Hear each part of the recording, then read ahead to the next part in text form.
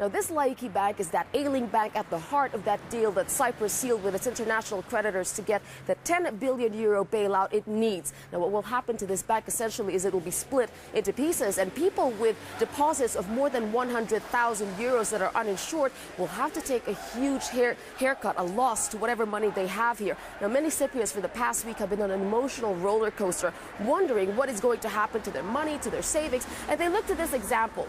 One day it was here, the next day it isn't, and they're wondering, is the same thing going to happen to their jobs, to their savings, and to everything else they think they have? Precisely what Demetris Antonio, a manager for the country's biggest bank, the Bank of Cyprus, has been thinking all through this roller coaster week. For the first time in my life, for 30 years, I worried. And the last week, and especially the last 2 days, I worried a lot. It was like that I was going to wake up and just to listen the news that I don't have a job anymore. And I'm 50, I'm not 20, to start my life and say, okay.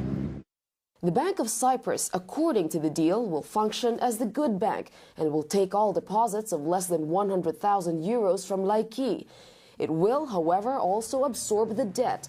9 billion euros in loans, which Laiki received from the European Central Bank as emergency funding assistance. A detail that angers Demetris.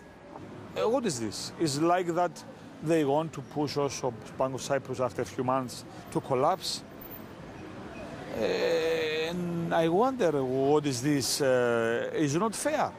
And while this employee worries about the health of his bank, other Cypriots worry about when their banks will reopen, if at all. We have no cash.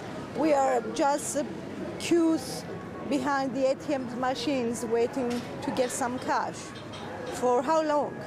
And while this Eurogroup-approved deal may have staved off a complete banking meltdown, for many Cypriots, their feeling towards Europe is one of frustration. It's better to go back to the pound.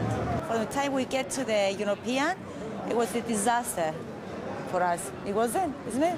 Disaster. Better before, with the pounds, peace and quiet.